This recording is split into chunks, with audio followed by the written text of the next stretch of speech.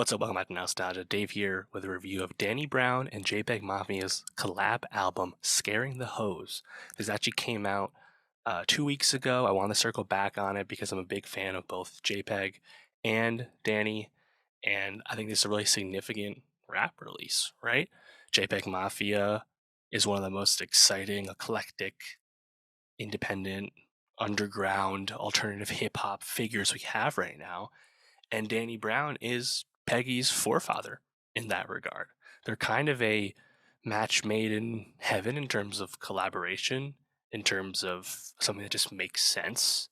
And, I think it's a really fun idea. And of course, the album title, Scaring the Hose, is a hilarious joke that's a really funny play on, of course, the type of music they make and how non traditional and radio leaning it is. So I really like that kind of attitude and ability to laugh at themselves that they're immediately bringing to a project like this.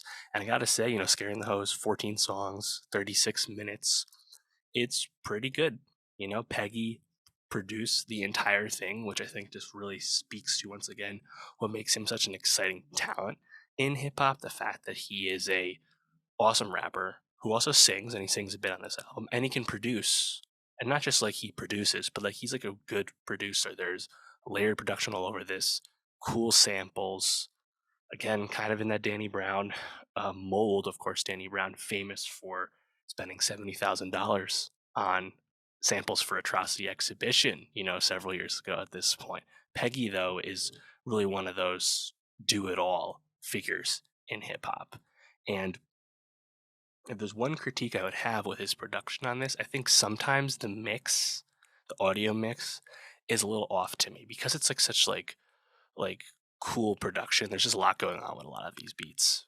Sometimes I feel like the vocals are a little hard to make out. Danny and Peggy sometimes can be like a bit guttural in their delivery, and Danny especially, of course. His unique nasally voice as it is, and he can really like get into it. And I think sometimes it's a little bit hard to hear. But other than that, I thought the beats were really cool. And then just like kind of going through it, I mean, all these title tracks, or the track titles, are just hilarious names. Stuff like Perfect and Fentanyl Tester and Jack Harlow Combo Meal. The list goes on. They're funny names. One called Run the Jewels. I love it. I would say my favorite songs would be God Loves You. That one just goes hard as hell.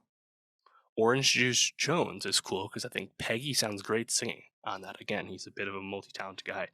Um, and yeah, I think like that whole back half really from Orange Juice Jones on down sounds really good. Red Veil makes a nice impression as a guest there. Rising talent. He's significantly younger than these dudes, but he's a really exciting rapper in his own regard. Yeah, I think just like the layeredness of all this, like really got to me. So just kind of a quick hit there. I think Perfect's another good one. Yeah, it's just a lot of fun. Like when I heard the lead single Lean Beef Patty, it was like kind of light on Danny, and I was like, I wonder if there's enough room for both of them to coexist. I think largely they do coexist, but I would probably lean to this being more of a Peggy project first, and then Danny's kind of like in support of Peggy on this, which I don't think is a bad thing at all. So I would definitely recommend it. JPEG Mafia, Danny Brown, Scaring the Hose. But let me know, what did you think of this album? Did this excite you as an idea like it did for me? And how'd you feel about that execution? And for more rap reviews, subscribe, and I'll see you next time.